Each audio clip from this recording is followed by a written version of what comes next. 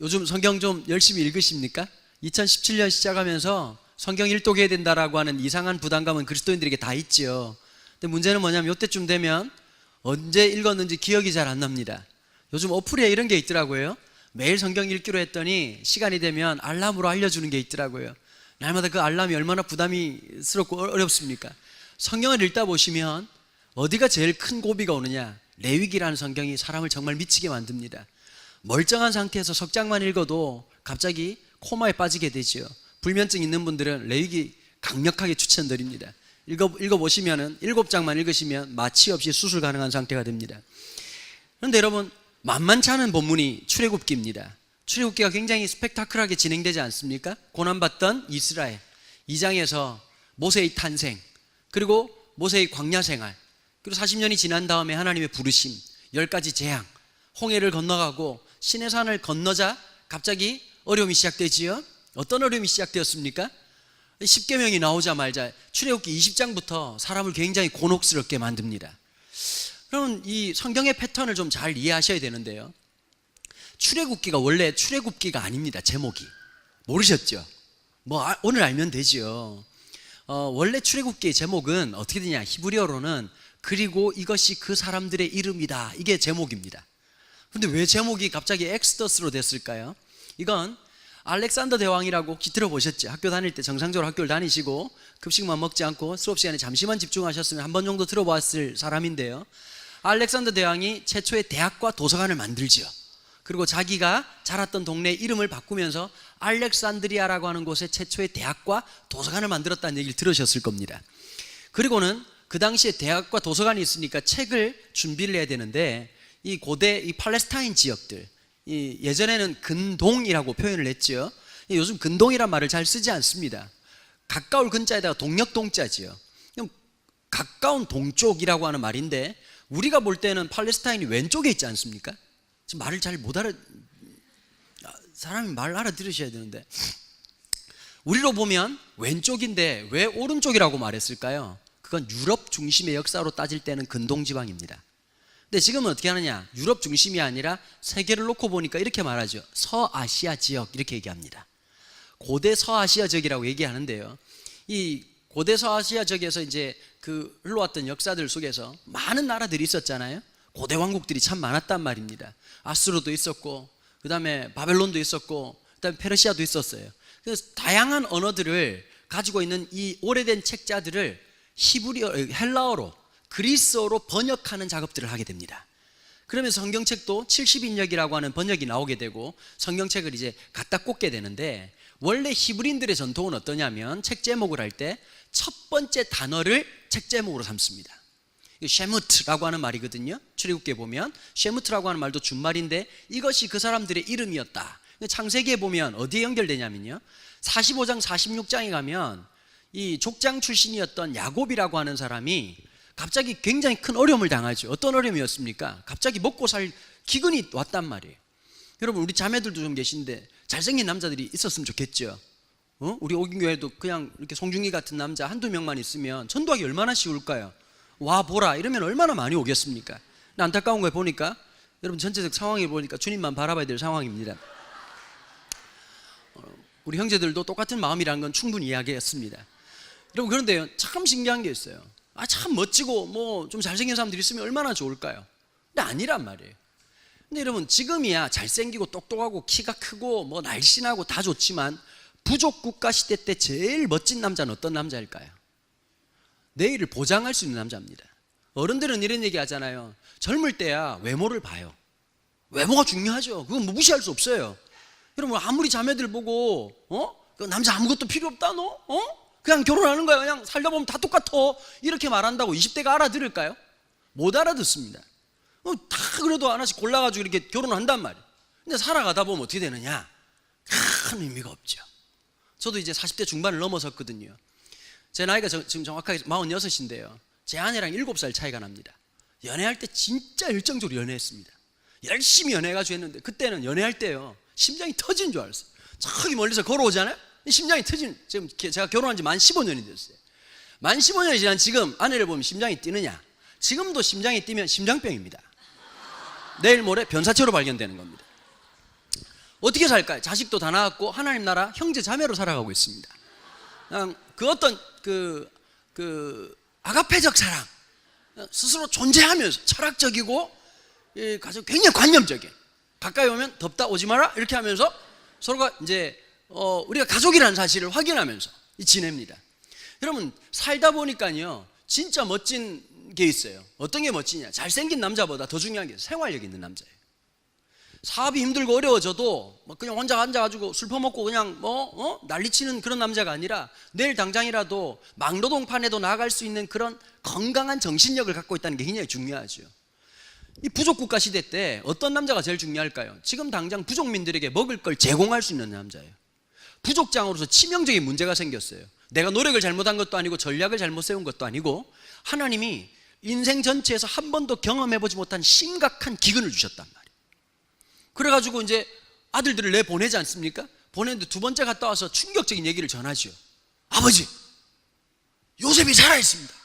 요셉이 이제 또 얘기를 한 거죠. 아버지, 지금 이 기근이 1, 2년 갈 게 아니라 7년 동안 가는 기근입니다. 빨리 내려오십시오. 이민 오십시오. 근데 야곱이 굉장히 갈등이 하나 생겨요. 어떤 갈등이 생기느냐? 요셉의 아버지라고 하는 자아로는, 정체성으로는 빨리 가고 싶어요. 얼마나 아들 보고 싶겠어요. 근데 야곱이 요셉의 아버지라는 정체성만 있는 게 아니죠. 뭐가 있을까요? 믿음의 조상이라는 정체성이 있어요. 믿음의 조상에게 제일 중요한 일이 어떤 거지요? 하나님이 약속하신 땅을 지키는 거예요. 근데 이 땅을 떠나야 된다니까 얼마나 갈등이 있겠습니까? 창세기 46장에 보면 브엘세바라고 하는 곳에서 텐트를 치고 잠을 자는데 그 꿈속에서 하나님께서 그 무의식 세계 속에 나타나서 야곱에게 얘기를 하죠. 야곱아, 네가 애굽으로 내려가는 것을 두려워하지 마라. 내가 너로 거기에서 큰 민족을 만들겠다. 이렇게 말씀하셨단 말이에요. 참 하나님이 놀라운 이적을 일으켜 주신 거지요. 자, 그런데 이스라엘 백성들이 내려갈 때 몇 명이었느냐? 그러고 난 다음에 46장이 어디로 연결되냐면 출애굽기 1장으로 연결됩니다. 그러면 47장, 48장, 49장, 50장은 뭐냐? 여러분 책 좀 읽어보신 분들은 들어가는 글, 끝맺는 글, 뭐 이런 거 있죠, 그죠? 그 프롤로그, 에필로그 이런 거 있잖아요. 47장부터 50장까지는 끝나는 이야기들입니다. 주로 어떤 이야기죠? 야곱이 아들들에게 축복하는 이야기, 야곱의 장례식, 요셉의 장례식으로 성경은 끝납니다. 그럼 46장은 어디로 연결되느냐? 출애굽기 1장으로 와서 그리고 그 내려왔던 사람들의 이름은 이와 같다라고 하면서 출애굽기가 시작되는 거예요. 내려오면서 야곱의 아들들 12명을 쭉 얘기하고 총 내려왔던 사람을 70명이라고 얘기했습니다. 이단들의 특징이 하나 있습니다. 이단들은 숫자가 나오거나 어떤 독특한 단어가 나오면 쓸데없이 무리해서 해석을 합니다. 70은 뭐 더하기 뭐 곱하기 뭐 나누기 이렇게 얘기하잖아요. 이런 사람들을 뭐라고 말하냐니까 멍청한 놈들이라고 얘기하는 거죠. 왜 멍청하냐? 여러분 성경에서 보면 70이라는 숫자를 볼 때에 출십을 집중할 게 아니라 70과 대비되는 어떤 개념을 이해하셔야 됩니다. 자, 그럼 70이라는 개념은 뭐와 대비가 될까요? 이집트에 사는 사람들의 수많은 숫자와 대비가 됩니다. 그럼 이집트 사람의 그 쪽수, 엄청난 사람들에 비하면 70은 많은 숫자입니까? 작은 숫자입니까? 아주 구체적으로 작은 숫자입니다. 그런데 하나님이 어떻게 역사하시느냐? 하나님 좀 이상한 게 있어요. 하나님은 약속을 너무 빨리 하셔. 아브라함에게 때가 돼서 나중에 야 내년에 이번에 아들 한 명 주기로 했다 이렇게 말씀하시면 되는데, 아니 그 영감한테 옆구리 쿡쿡 찔러가지고 본토 친척 아비 집을 떠나라, 하늘의 별과 같이 모래가 땅에 모래같이 많은 자식을 주겠다, 시청각 교육을 하고 줬어요 안 줬어요? 안 주시는 거예요. 성경에 볼 때 제일 골치 아픈 게 뭐냐? 하나님의 응답은 빠른데 하나님의 성취가 늦어. 맞아요 안 맞아요? 우리 성도님들 보면 우리가 새벽기도 와가지고 갑자기 막 성령님께서 그냥 갑자기 은혜 주셔가지고 감동과 막 그냥 쓰나미가 막 몰려들려가지고 눈물 흘리고 하나님 감사합니다 이랬는데 응답하고 성취 사이가 멀어요. 이게 너무 힘든 거예요. 그 아브라함이 하나님이 요즘 바쁘신가 보다 생각해가지고 자체 제작으로 애를 하나 만들지요. 그 하나님 보고 하나님 괜찮다고, 이번에 하나님 바쁘신 것 같아 내가 하나 만들었다고 그랬더니 하나님이 노노노노노 이렇게 말하면서 사례의 배에서 나는 자만이, 그 태에서 나는 자만이 내가 약속의 자손이다. 그렇게 어렵게 줬던 게 이삭이었단 말이에요. 참 성경을 보면 또 이런 게 나오잖아요. 여러분 하나님이 왕으로 세우려고 하면 깔끔하게 정리하시고 왕을 세워야 되죠. 근데 어느 날 갑자기 멀쩡하게 미친 왕이 한 명 있긴 있지만 사울이라는 왕을 두고 어느 날 갑자기 기름통 들고 사무엘을 통해 가지고 다윗 집에 신방 와가지고 다윗 머리에다 기름을 부어버린 거예요. 여러분, 기름을 부었다는 말은 왕이란 뜻이거든요. 근데 물어볼게요. 지금 행위로 볼 때, 예술 행위로 볼 때는 분명히 지금 왕이라고 하는 기름 부음이 있었단 말이에요. 사무엘이라는 제사장을 통해서 기름 부었어요. 그러면 그 현재 상황에서 다윗은 왕입니까? 아닙니다. 여기에서 우리가 성경을 볼 때 제일 중요한 딜레마가 하나 생기는 거예요. 하나님은 이미 이미 하나님은 약속하시지만 하나님의 성취가 있기까지 not yet, 아직이라고 하는 이 두 개념 사이에서 우리는 믿음을 살아내는 긴장 사이에 있다. 신학적으로 이렇게 말을 하거든요. 하나님이 이스라엘 백성들을 부르셨어요. 70명밖에 안 돼. 그런데 또 야곱을 통해서 뭐라고 말하죠? 너로 큰 민족을 이루게 하겠다. 그런데 1장에 보시면, 1장 7절에 보시면 하나님 어떤 복음을 주셨느냐? 출애굽기 1장 7절에서 이 백성을 많게 하시는데 아주 그냥 강약법을 써가지고 이렇게 말합니다. 제가 읽어보겠습니다. 이스라엘 자손은 생육하고 불어나 번성하고 매우 강하여 온 땅에 가득하게 되었더라. 약속의 주체였던 요셉과 그의 모든 형제와 그 시대 사람은 6절에서 다 죽었다고 그랬습니다.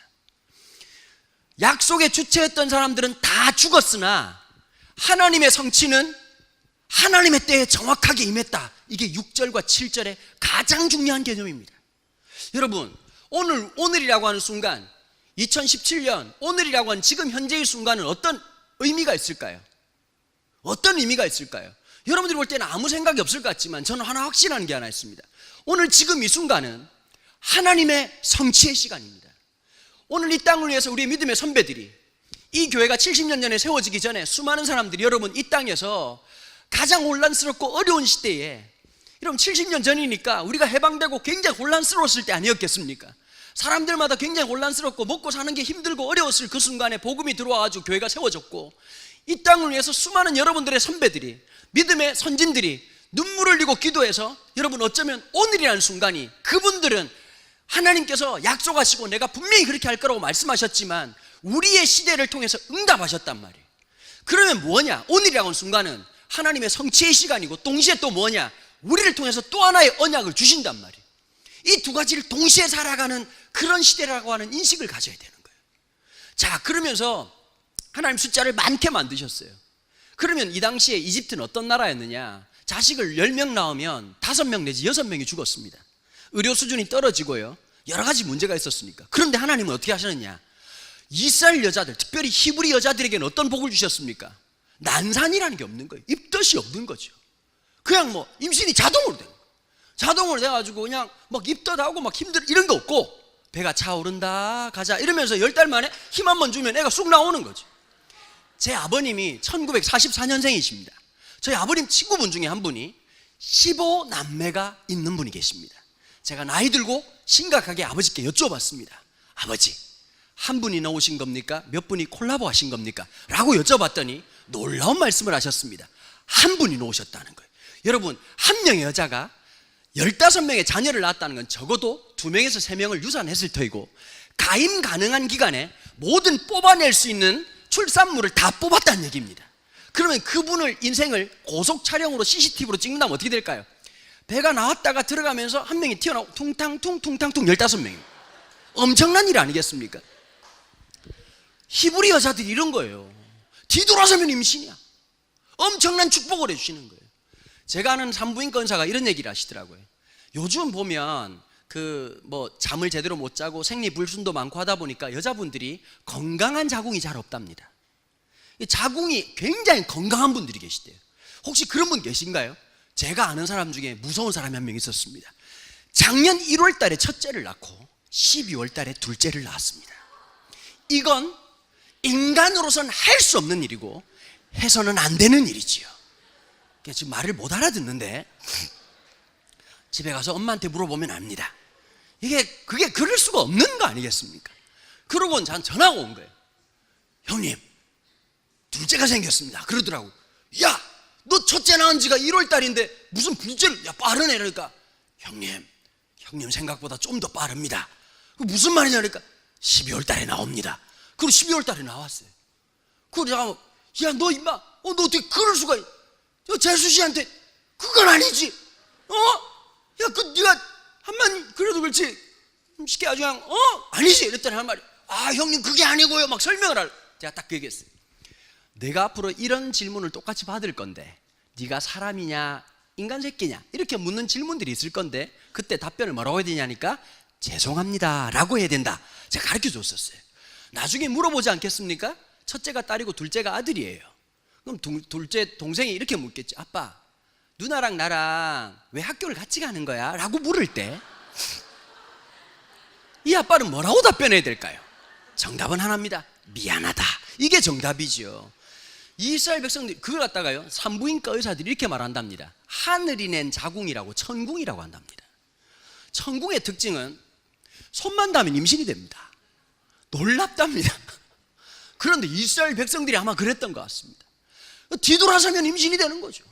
얼마나 기하급수적으로 늘었길래 70명에서 하나님께서 7절에 말한 것처럼 강하고 크고 번성하고 엄청나게 역사했단 말이에요.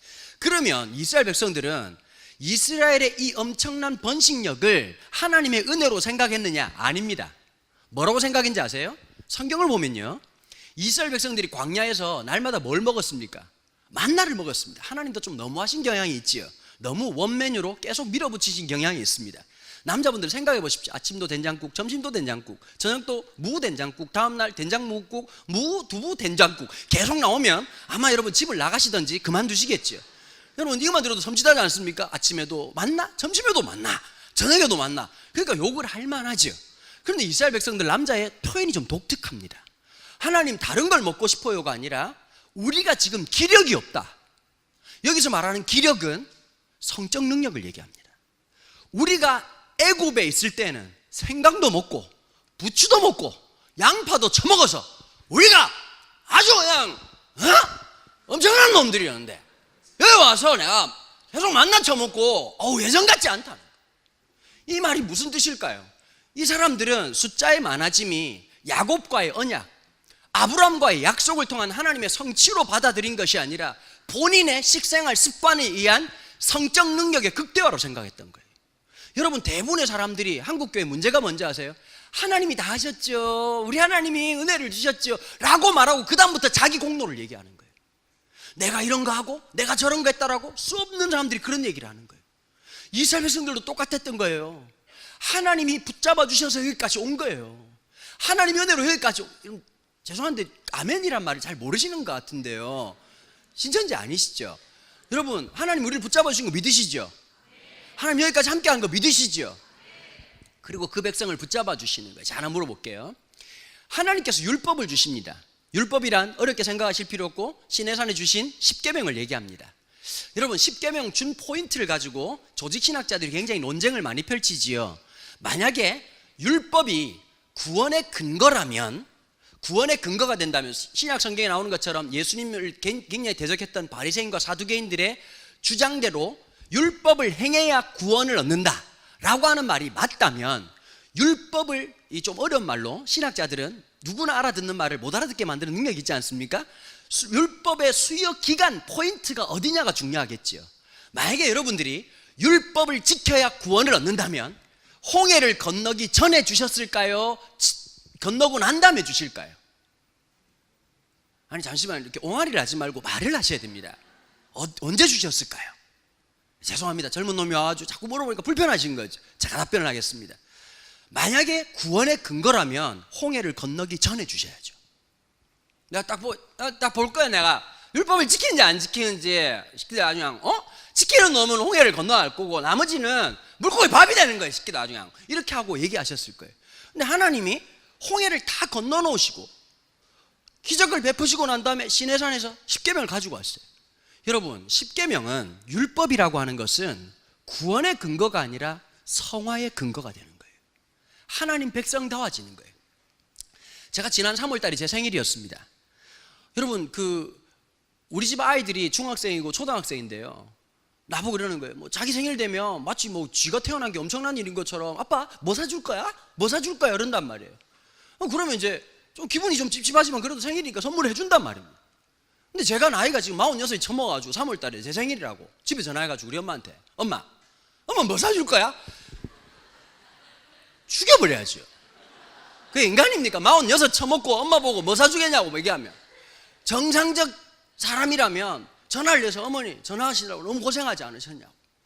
아무것도 없는 전도사 집에 시집 오셔가지고 진짜 그렇게 고생하시고 그렇게 힘들게 저 키우신 거 너무너무 감사합니다. 그렇게 하고 부모한테는 작은 립 서비스, 그 다음에 뭐가 필요할까요? 입금이 필요한 거죠. 그렇게 해가지고 부모를 기쁘게 하고 네가 정말 내 자식이구나 라고 하는 것을 현찰에 찍힌 액수만큼 가슴에 깊이 새기는 거 아니겠습니까? 자, 그게 당연하지요. 그걸 성숙했다라고 표현하는 겁니다. 하나님 백성으로서 구원받지 못할 백성이 구원을 받았습니다. 그러면 하나님 백성답게 살아가야 되는 겁니다. 하나님 백성답게 살아가야 되는데, 여러분 이 당시에 이 서아시아 지역에서는 도덕법이라고 하는 게 존재하지 않습니다. 약육강식의 상태에서 힘 있는 놈이 억압하고 자기 성질대로 살아가는 게 파라오의 통치법이고, 그게 이 당시를 살아가는 법이었습니다. 그런데 하나님 뭘 하시죠? 하나님 백성다움, 율법이라고 하는 것은 약자를 볼 줄 알고 함께 더불어 살 줄 알고 어떻게 살아가야 되는 것이 하나님 백성다움인지를 가르치고 양육하시는 거죠. 그런데 여러분, 이 십계명에 있어서 제일 중요한 게 있어요. 인간은 어쩔 수 없이 죄를 지을 수밖에 없어요. 여러분 인정하시죠? 완벽하십니까? 죄를 한 번도 안 짓고 이렇게 오셨습니까? 모든 사람들은 죄를 지을 수밖에 없어요. 우린 그런 연약함을 가지고 있어요. 그래서 하나님이 만약에 죄를 지어가지고 다 죽일 것 같으면 여기 살아있을 사람 누가 있겠습니까? 하나님 어떻게 하십니까? 죄 지은 인간이 완벽하신 하나님 앞에 나아갈 수 있는 길을 열어주셨습니다. 그걸 뭐라고 말하냐? 예배라고 얘기하는 겁니다. 레위기에 있는 7가지 제사는 하나님께서 우리를 향한, 죄 지은 인간을 향한 하나님께서 길 열어주신 하나님의 길을 얘기하는 겁니다. 그런데 그 길을 나아갈 때 가장 중요한 것 중에 하나가 성막이라고 하는 것이죠. 성막에서 하이라이트가 어딜까요? 하이라이트는 바로 이 하나님의 단 위에서 희생 제물을 바치는 겁니다. 이 목축하는 사람들이거든요. 목축하는 사람인데, 목축하는 사람이 양 중에서도 흠이나 주름 잡힌 것이나 깨끗한 양을 가지고 옵니다. 여러분 그냥 사가지고 오는 정도가 아니라 내가 기르는 양입니다. 좀 표현이 좀 그렇긴 합니다만, 여러분들 집에 애완견이 있죠. 반려견이 있을 수 있잖아요. 반려견을 만약에 내 죄를 위해서 죽인다, 여러분 쉽겠습니까? 쉽지 않은 문제지요. 그 양을 가지고 와가지고 어떻게 하느냐? 그 양 머리에다 손을 얹습니다. 손을 얹고 하나님 앞에 이렇게 고백하는 거죠. 그 당시에 죄라고 하는 개념이 없는 사람들 시대 속에서 뭐라고 말하냐? 하나님, 저 거짓말했습니다. 남의 거 훔쳤습니다.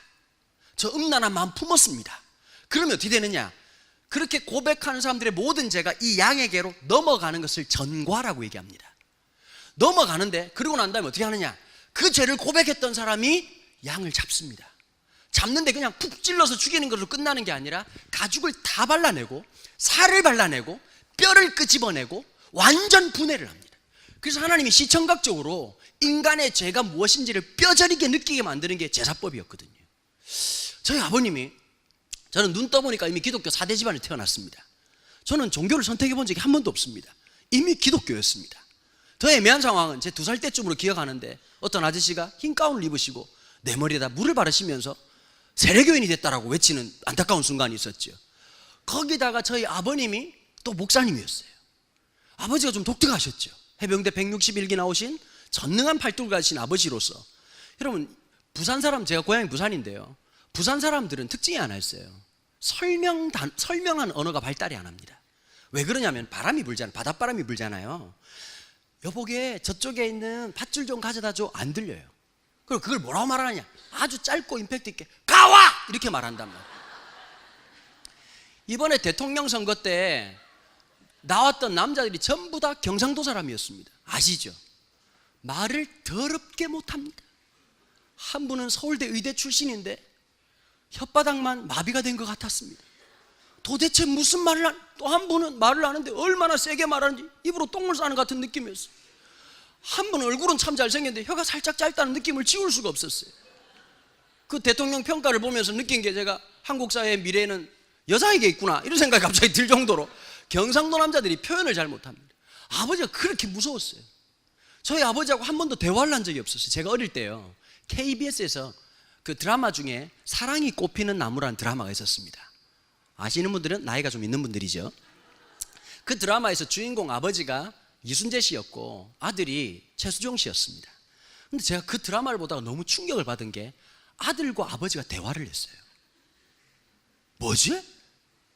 아버지와 아들 사이에는 명령이 있을 뿐이지 대화가 있을 수가 없거든요. 저는 한 번도 아버지랑 대화를 해본 적이 없어요. 그러고는 저희 집이 어땠냐니까 하루에 가정예배를 2번씩 드렸거든요. 새벽 6시에 한 번, 저녁 6시에 한 번. 안 될 것 같죠? 처맞으면 모든 게 됩니다. 5살, 6살 애라도 몇 번 맞고 나면 this is my destiny. 이게 내 인생이구나. 받아들이면서 아버지가 흔들면 깨게 돼 있죠. 예배를 드린단 말이에요. 예배 드리고 끝나는 게 아니라 성경 석장을 읽어야 돼요. 성경 석장을 읽어서 5문제를 내서 4문제를 맞춰야 밥 주는 희한한 집안에 태어났어요. 저는 모든 사람들이 저처럼 사는 줄 알았습니다. 초등학교 3학년 때 교회 전사님이 친구들 우린 예수님을 믿어요. 그래서 우리는 천국에 갈 거예요. 천국에서 영원토록 예배 드릴 거예요. 이 말을 듣자마자 종교를 바꿔야 되겠다는 생각을 그때 하게 됐습니다. 참 어렵더라고요. 힘들더라고요. 신앙이라고 하는 게 내 마음대로 생각대로 안 돼. 요즘 친구들이 왜 신앙이 안 되느냐, 왜 청소년들이 믿음이 없느냐. 그럼 생각해 보세요. 하나님이 자꾸 우리를 만들었다는데 만들려면 좀 신경을 써야 되는 거 아닙니까? 아니 세상에 설현을 만드신 하나님이 나를 만들었다는 사실을 어떻게 받아들이겠어요? 같은 공정으로 같은 제작 방식으로 만들었다 하면 그래도 어느 정도 평가 비슷하게 나와야 되는데, 아니 진짜 탤런트들 보세요. 보면 놀래죠. 정말 놀래지도 않으십니까? 감정이 없으세요? 보면 와 진짜 이쁘다 잘생겼다라는 느낌이 있으시죠? 근데 거울을 보면 어떤 마음일까요? 하나님 만들다 떨어뜨렸구나 이 생각을 지울 수가 없단 말이에요. 너무 납품이 바빠가지고 하나님이 대충 납품하셨구나 이런 느낌 들잖아요. 아니 하나님이 만들려고 하면 제대로 만들어야지. 맞아요 안 맞아요? 또 하나가 있다고. 여러분 공부도 해보신 분들 느끼겠지만 노력하면 다 됩니까? 부모님들 대답해 보십시오. 노력하면 다 됩니까? 아니죠. 그래 하나님 정직해야 돼요. 무조건 애들 보고 하긴 하나님이야 하면 되지. 그러면 애들도 할 말이 있거든요. 엄마들 한번 저를 보세요. 여자들은 다 요리를 잘합니까? 안 되는 사람은 안 됩니다. 독일 휘슬러 밥속을 갖다 놔도 밥이 안 돼요. 요즘 제일 힘든 집안이 어떤 집안이냐니까 백종원이라는 사람을 잡아 족쳐야 돼요. 만능 간장이라고 만들어놨는데 되는 사람은 되고 똑같은 레시피로 인간이 먹을 수 없는 음식을 만듭니다. 그리고 이런 사람들의 특징은 한 번 만들 때 너무 많이 만들어 놓는 경향이 있어서 고통스러운 거지. 어떤 집은 갔더니 그러더라고요. 엄마가 쓸데없이 김장을 한다는 거예요. 인터넷으로 주문하면 될 텐데 왜 쓸데없이 김장을 하는지 모르겠어요. 그럼 애들이 뭐 하느냐? 긴장을 합니다. 그리고 엄마들이 자기가 맛을 안 보고 애 보고 애가 마루타입니까? 이게 사람이 할 짓입니까? 여러분 애들도 마찬가지인 거예요. 노력한다고 다 되는 게 아니에요. 하다 보면 자 한번 여쭤볼게요. 난 학교는 다녔지만 수학은 진짜 아니었다. 정직하게 한번 손 한번 들어보십시오. 수학은 여러분 여기가 교회라는 사실을 인식하셔야 됩니다. 자꾸 여러분 하나님 앞에 정직한 걸 잃어버리면 수학은 아니었다. 손 한번 들어보십시오. 네, 많은 분들이 여긴 교회가 대체적으로 문과네요. 손 내리시고. 그럼 수학이라고 하는 게 저는 언제 떠나보냈냐? 초등학교 3학년 때 떠나보냈습니다. 수학을 못한 게 아니라 맞지 않다라고 한 진리를 발견한 거였죠. 참 뭐 사람마다 노력하기 나름 아니겠어요? 자기마다 잘하는 게 있고 못하는 게 있단 말이에요. 사람들이 그렇지요. 저는 진짜 인수분해하다가 인생이 분해될 뻔했거든요. 삼각함수 어떤 놈이 만들었는지 모르겠는데 초등학교 5학년 때 수학 기억나십니까? 쓸데없이 정사각형에다가 어떤 놈이 럭비공을 쳐집어놓고 다음 빗금 친 부분에 넓이를 구하시오. 인생을 빗금 칠 뻔했죠. 수학을 못하는 애들은 앉아가지고 풀어보려고 애를 쓰는 애들이고 수학이 안 맞는 애들은 다음 x를 구하시오. 왜? 이런 애들은 수학이 안 맞는 겁니다. 그럼 뭐라고 해야 되냐? 성경적 표현이 필요하죠. 네가 우하면 내가 좌하리라. 이렇게 하고 떠나가는 게 서로 정신적으로나 관계적으로 아무 문제가 없습니다. 여러분 수학이 안 맞는 분들 세상 사는 게 힘드십니까? 전혀 힘들지 않습니다. 우리는 세상을 다 믿거든요. 이마트에 가면 계산해주는 아줌마가 다 계산해줍니다. 우리는 어떻게 합니까? 계산만 단 한 번도 영수증을 보면서 이 계산이 맞을까 틀릴까 염려해 본 적이 없고 세상을 다 믿어주는 놀라운 이 신용사회를 구축하고 살아가지 않습니까? 사람마다 다 특징이 있는 거예요. 근데 애들이 어떻게 할까요? 내가 누군지를 모르는 거예요. 공부라도 잘하든지 아니면 얼굴이라도 잘생기든지. 근데 교회는 누가 다니냐? 얼굴은 아프면서 공부를 못하는 애매한 애들이 오는 것이 교회입니다.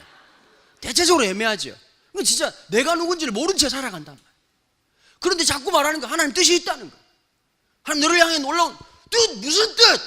아니 좀 거울을 보라고. 여러분 그래서 있잖아요. 우리 중학생 여자애들이 화장하는 것을 그렇게 야단치시면 안 됩니다. 화장은 어떤 것이냐? 신학적 의미는 하나님의 미완성을 향한 완성을 향한 협력 작품. 이것이죠. 눈썹을 그으면서 하나님 죄송하죠, 그죠? 저한테 좀 죄책감이 드시죠, 하나님. 요거라고요 하는 어떤 행위라고 말할 수가 있죠. 물론 계속 화장을 하다 보면 어떤 마음일까? 아, 의미 없다는 걸 발견하게 되겠지만 그때까지는 좀 기다려줘야 되지 않겠습니까? 참 어렵습니다. 사람들이 이렇게 생각하죠. 여러분, 이 서울에 있다 보면 너무 주변에 공부 잘하는 사람들이 많아요. 너무 똑똑한 애들이 많은 거야. 기준이 높아. 그러니까 여러분, 서울에 태어나면 이 동네 살면 당연히 인서울 해야 되는 건 당연한, 인간이라면, 휴먼빙, 맨카인드라면 당연히 인서울을 해야 될 뿐만 아니라 될 수 있으면 관악산 밑으로 가든지 사람 많은 신촌 쪽으로 가든지 응암동으로 가든지 이쪽 동 해줘야 이게 사람이라고 생각한단 말이에요. 근데 살아가다 보면 안 될 때가 진짜 많거든요. 나는 뭔가. 여러분, 하나님은 똑똑한 사람을 쓰실까요? 하나님 뛰어난 사람을 쓰실까요? 제 말을 오해하지 마십시오. 노력하지 말라는 뜻이 아닙니다. 여러분, 하나님 누구를 쓰실까요? 저는 27장을 이 설교 준비하면서 참 눈에 와닿았던 게 있습니다. 하나님이 아티스트입니다. 하나님이 그냥 대충 만들어가지고 야, 재단 그냥 이렇게 가로 세로 4cm다 뭐 몇 미터다 이렇게 말하지 않았어요. 하나님이 너무 디테일하신 거예요. 이렇게 만들어라. 그냥 그 재단을 만들 때도 그냥 만드는 게 아니라 높이는 얼마, 고는 얼마. 여러분, 이거 읽다가 성경책 읽으면 참 의미가 없죠. 레위기 묵상하다 보면 이게 뭔가 싶으잖아요, 그죠? 참 의미가 없다고 생각하거든요. 하나님이 얼마나 디테일한지 몰라요. 이걸 하나하나 공교하게 아름답게 그냥 뭐 진짜 아티스틱하게 너무너무 아름답게 만드는 거예요. 그러면 이 당시에 제일 중요한 이 제단을 만들 때에 나무를 뭐로 썼냐라고 하는 게 참 중요하겠죠. 나무 중에서 이 당시에 보면은 여러분도 아시겠지만 솔로몬의 왕궁을 지을 때에 아버지 다윗이 목재를 준비하지요. 레바논산 백향목을 썼습니다. 요즘 레바논산 백향목이 얼마 정도 하느냐? 여러분, 나무 하나예요. 나무 기둥 하나 있잖아요, 그죠? 벌크로 된 하나에 요즘 돈으로 얼마 정도 하냐니까 한 5천에서 6천만 원 정도 합니다. 통기타 중에 제가 만나본 기타 중에서 제일 비싼 기타가요, 올슨이라는 기타가 있는데 한 대에 한 3,500만 원 합니다. 집집마다 한 대씩 있으시죠? 그 올슨이라는 기타를 만드는 재료가 뭐냐? 브라질리언 로즈우드입니다. 장미나무. 우리나라는 장미나무를 이렇게 큰 거 못 보시죠? 장미봐야 아주 가늘지 않습니까? 근데 이제 그 브라질에 가면 이 그 밀림 지역에서요, 장미목이 자라는데 아름드리 나무가 자랍니다. 근데 이 로즈우드를 베가지고 어떻게 하느냐? 그냥 바로 기타를 만드는 게 아니라요, 수분을 제거해야 됩니다. 수분을 제거할 때 열풍식으로 해가지고 기계로 절대 하지 않습니다. 그러면 나중에 균열이 생기거든요. 자연 건조를 하는데 몇 년 정도 걸리냐니까 최소 30년에서 한 50년 걸립니다. 지금 현재는 브라질리언 로즈우드를 구할 수가 없고 세계 이제 법을 만들어 가지고요, 브라질리언 로즈우드로 기타를 못 만들게 합니다. 그럼 지금 만드는 기타는 어떤 거냐? 30년 전에 50년 전에 말려놨던 그 제목을 쓰는 거예요. 그래서 그 합판 한 장이 어마무시하게 비쌉니다. 그 올슨이라는 기타가 그러니까 엄청나게 비싼 거죠. 여러분, 제가 한번 딱 만졌는데요, 그 5월 달에 장미가 막 이렇게 냄새 맡아보면 탁 터지죠. 기타를 한번 만지면 이 장미목에서 장미 냄새가 폭발을 합니다. 장난이 아니에요. 그렇게 하고 디리링 하면 얘가 와, 우주에 울리는 소리가 나요. 3,500만 원? 이러면서 탁 얘기를 하는 거죠. 이 엄청난 소리가 나거든요. 여러분, 보면 때깔이 달라요. 거기다가 똑같은 로즈우드라도 그 무늬가 기가 막히게 호랑이처럼 새겨져 있는 무늬가 있거든요. 베어크루라고 해가지고 나무에다가 곰이 발톱으로 핥힌 것처럼 나오는 독특한 문양이 있는 그런 나무가 있습니다. 그 나무는 더 비싸요. 나무가 굉장히 어떤 거냐에 따라서 완전히 달라지는 거죠. 바둑 좋아하시는 분들도 바둑판 하면 뭐 몇만 원짜리부터 시작해서 몇 천만 원짜리까지 있잖아요. 나무가 뭐냐에 따라서 하나님이 쓰시려고 하면 이 제단이라고 하는 게 보통 제단이 아니죠. 보니까 막 금으로 장식을 하고 막 엄청난 일을 하는, 그런데 그 나무가 뭐냐? 27장 1절에 보니까 너는 조각목으로 이렇게 놨어요. 조각목이 어떤 나무냐니까 아카시아 나무입니다. 여러분, 우리나라에 아주 좋은 나무들을 일본 강점기 때 일본 놈들이 이 나무들을 다 베갔습니다. 우리나라 나무 중에서 세계에서 자랑할 만한 나무가 해송입니다. 바닷바람을 맞고 자라는 이 금강송. 아니, 잠시만, 좀 무슨 얘기를 하면 좀 집안에 안 좋은 일 있으세요? 설교가 굉장히 불편하네요. 표정들이 안 좋으셔가지고.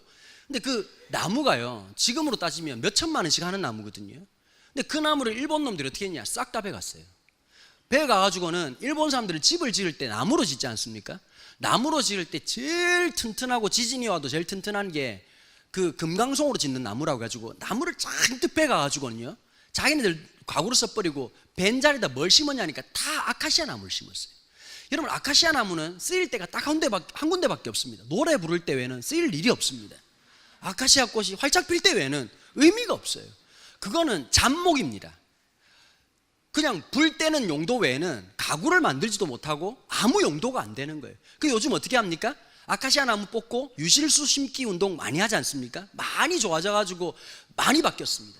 여러분, 이 당시에도 레바논에 백향목도 있을 것이고 엄청난 좋은 나무가 있는데 왜 하나님은 조각목, 그냥 나무 중에서 가장 후지고 별 볼 일 없는 아카시아 나무를 썼을까 하는 것입니다.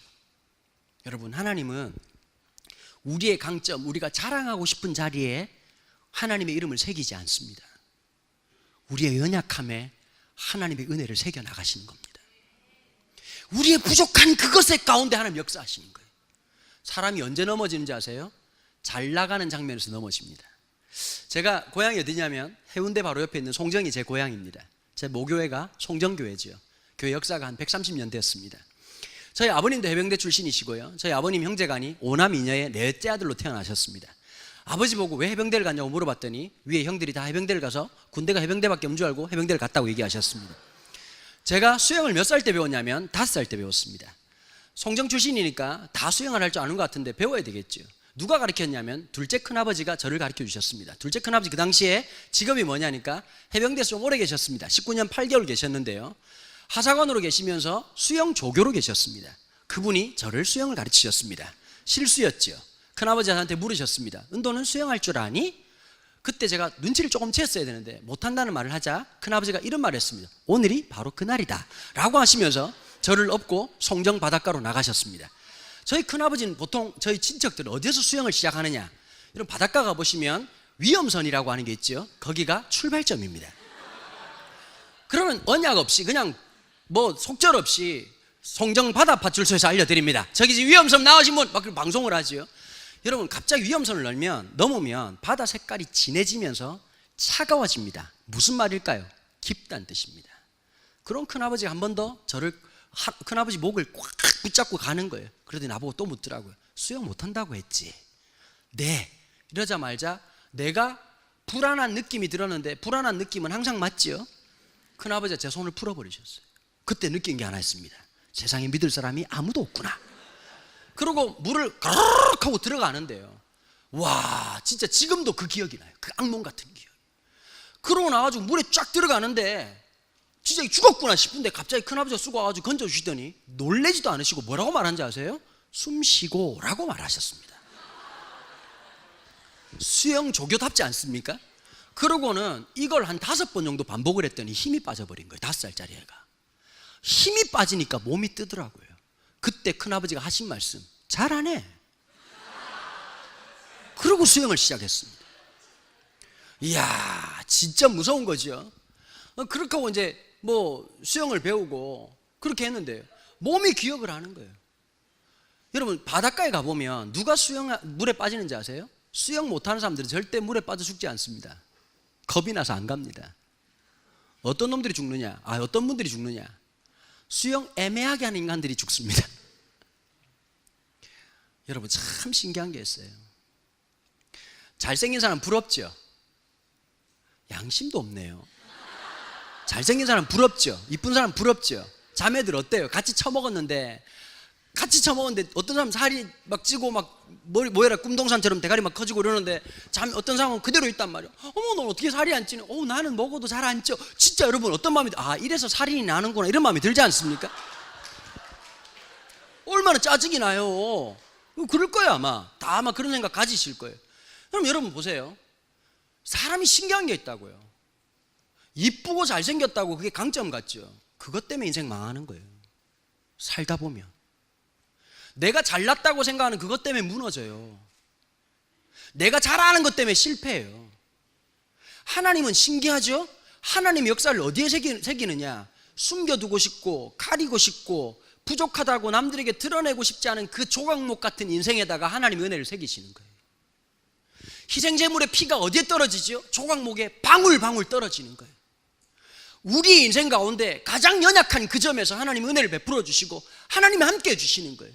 여러분, 나는 왜 이것밖에 안 될까? 쟤는 저렇게 잘 나가는데 나는 왜 이것밖에 안 될까? 왜 우리 집은 이럴까? 혹시 여러분 그렇게 생각하십니까? 그게 은혜입니다. 그게 하나님의 은혜입니다. 제가 고질병이 하나 있습니다. 제가 진짜 죽으라고 운동하거든요. 왜 운동하냐면 저희 집안에 히스토리가 하나 있습니다. 다 고혈압입니다. 저희 집안은 장수 아니면 단명입니다. 둘 중에 하나입니다. 91세 아니면 50세 다 돌아가십니다. 그래서 제가 그런 두려움이 있기 때문에 운동을 무지하게 열심히 합니다. 그래서 있잖아요, 제가 하루에 보통 뛰었다 그러면 한 17km 정도 뛰거든요. 무지하게 뛰죠. 물을 많이 먹으면 혈압이 좋다 그래가지고 하루에 3리터씩 제가 물 먹는 하마도 안 하고 엄청나게 처먹습니다. 그런데 어느 날 머리가 아파서 병원에 갔는데 의사가 하는 말이 혈압이라는 거예요. 그러면서 저한테 뭐라고 말하느냐, 첫 번째, 술 담배를 끊으라고 얘기를 했습니다. 아니, 해보고 이런 말 들으면 덜 열받지 않습니까? 그냥 목사라고, 그러시냐고, 운동을 좀 하라. 여러분, 제가 하루에 17km씩, 내가 이봉주도 아니고 6개월마다 마라토나가 걸레가 돼가지고 갖다 버리는 판국에, 여러분 제가 그러면 얼마를 더 뛰어야 되겠습니까? 그러냐고 그러더니 나보고 물을 많이 마시라는. 여러분, 하루에 3리터를 처먹었어요. 그럼 막 빨대를 계속 빨아당겨가지고 그냥 막 방광에서 물이 줄줄 새도록 할까요? 그냥 너무 화가 나는 거예요. 이해되시겠죠? 무슨 말인지. 그런데 의사가 하는 말이 나보고 그러는 거예요. 집안에 혈압 있는 사람이 있냐는 거예요. 저희 할아버지도 있고 저희 아버지도 있다 그래요. 히스토리라는 거예요. 먹어야 된다는 거예요. 얼마나 열받아요. 진짜 너무 속상하더라고. 그 다음 또 하나가 있어요. 허리병이 있어요. 허리병이 있는데 이 통증이 안 보러면요, 제가 측만증이 있어가지고 허리가 팍 돌아가면 회복이 안 됩니다. 진짜 미쳐버릴 것 같거든요. 어른들이 이런 말씀 하잖아요. 허리병 아프면 허리 위에 탱크가 지나간다 그러죠. 여러분, 거짓말 같죠? 그건 리얼입니다. 진짜 너무너무 아프고 너무너무 고통스러워. 진짜 여러분, 아플수록 기도가 깊어져요. 대충 아플 때 하나님 고치든지 말든지 뭐 이렇게 하고 이렇게 하지만 진짜 너무 아프면 하나님 지금 역사하셔야 돼요. 주님, 아버지 살아계시는 하나님, 홍해를 가르시는, 지금 허리가 갈라질 판입니다. 주님, 용접 부탁드립니다. 진짜 기도 간절, 진짜 기도하면 응답될 줄 알았는데 참 신기한 게 있어요. 안 고쳐주시는 거예요. 1년에 2번 정도는 진짜 이 고통을 반복하는 거예요. 제 마음속에 이런 마음이 들더라고요. 왜 하나님 이 기도 응답 안 하실까? 여러분, 목사라고 날마다 성령 충만한 기도 나오는 거 아닙니다.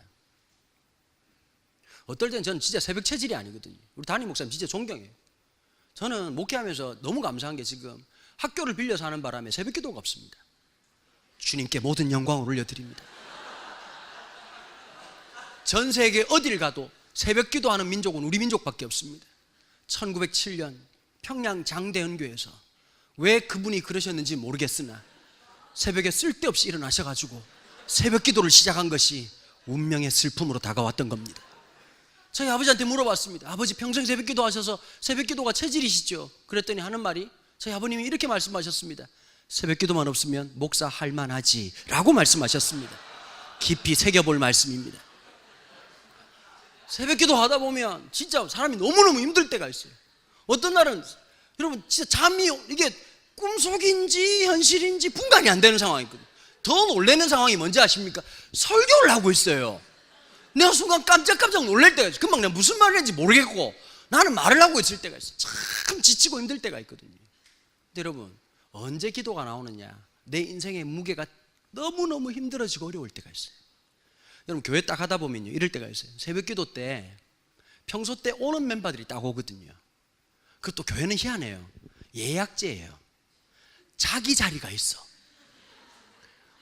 새벽 기도 없으면 그런 거 있죠, 그죠?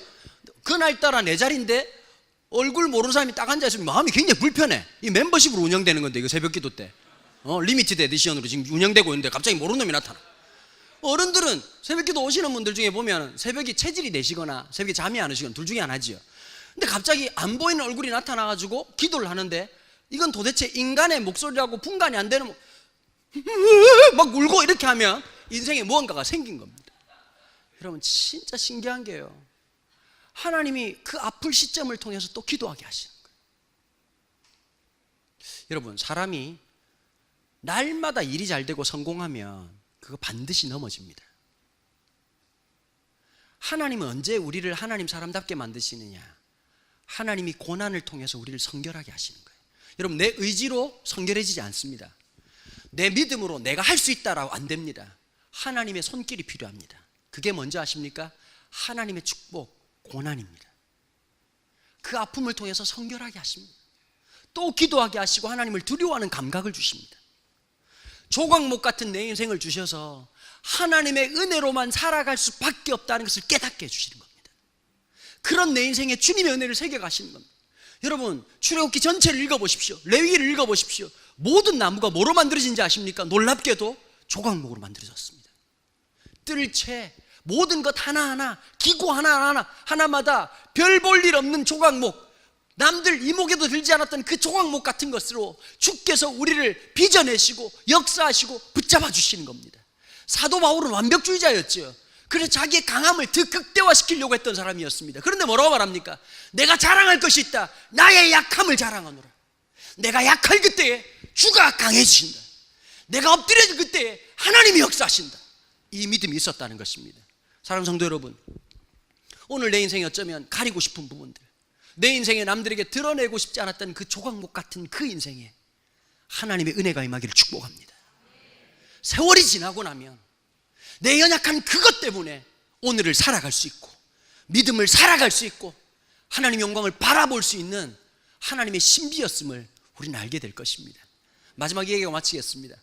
어릴 때 우리 이솝우화 한 번씩 다 들어보셨죠? 예, 거북이, 토끼. 여러분, 거북이가 어떻게 이겼을까요? 토끼보다 훨씬 나았기 때문이었을까요? 의지 때문이었을까요? 거북이가 막, 토끼, 네가 10걸음 뛸 때 나는 100걸음 뛰었을 거야. 그랬으면 심장파열로 죽었을 겁니다. 거북이가 토끼를 이겼던 유일한 방법은 딱 하나입니다. 애들 말로 한번 해볼게요. 토끼 쌩까서 그렇습니다. 무시했다는 뜻입니다. 제 길만 간 겁니다. 우리 청년들이 많으신데 남들이 나보다 앞서갔다고 너무 예민하게 굴지 마세요. 내 인생길 가세요. 여러분, 20대 때 인생 끝나지 않아요. 사람의 하나님의 진정한 축복은 10대, 20대 때 복 받는 게 아니에요. 30대, 30대보다는 40대, 40대보다는 50대, 가면 갈수록 존귀해지는 사람들, 하나님의 때를 기다리는 사람. 시편 1편에 있는 말씀처럼 시절을 따라, according the season, 하나님의 그 시즌을 따라서 열매 맺는 사람들. 그래서 여러분, 버티고 견뎌야 되는 거예요. 야고보가 믿음을 승리하는 방법 2가지를 얘기하거든요. 인내와 기도. 인내와 기도로 채워나갈 때 우리는 하나님의 사람다워져 가는 겁니다. 아까 말씀드렸지요? 다윗에게 먼저 기름을 부었습니다. 그리고 왕이 되기까지 만 20년의 세월이 걸렸습니다. 20년 동안 하나님 뭐 하신 걸까요? 다윗을 다윗답게 빚어가신 겁니다. 오늘 이 시간 우리의 인생의 고난, 우리의 연약함, 우리의 부족함 가운데 하나님의 은혜를 빚어가시는 겁니다. 오늘 그 사실을 고백하게 되기를 축복합니다. 이 시간 다 같이 한번 기도하실까요? 같이 한번 통성으로 기도할 때 이렇게 한번 기도하는 거예요. 하나님, 내 연약한 부분들마다 주님의 은혜를 새겨주십시오. 내 나약한 부분들마다 주님의 은혜를 새겨주십시오. 여러분들 자녀들이 있습니까? 하나님, 우리 아이의 이 연약한 인생 가운데 주님의 은혜를 새겨주시옵소서. 조각목에 새겨놓으셨던 하나님의 은혜처럼 우리 아이들에게, 우리 자녀들에게 하나님 내 인생 가운데 주님의 놀라운 역사를 새겨주시옵소서. 하나님 임하여 주시옵소서. 이 시간 동성으로 한번 기도할 텐데요, 우리 전심으로 한번 주야라고 한번 크게 한번 부르짖고, 여러분 하실 수 있죠? 한번 우리 주님의 이름 간절한 마음으로 부르짖고 한번 기도하는 거예요. 같이 기도하겠습니다. 주여!